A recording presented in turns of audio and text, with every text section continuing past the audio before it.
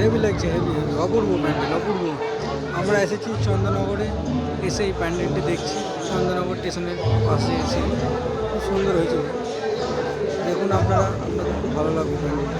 আর পারলে আপনারা আসবেন, এসে এই প্যান্ডেলটি এবং এই ঠাকুর দেখে যাবেন।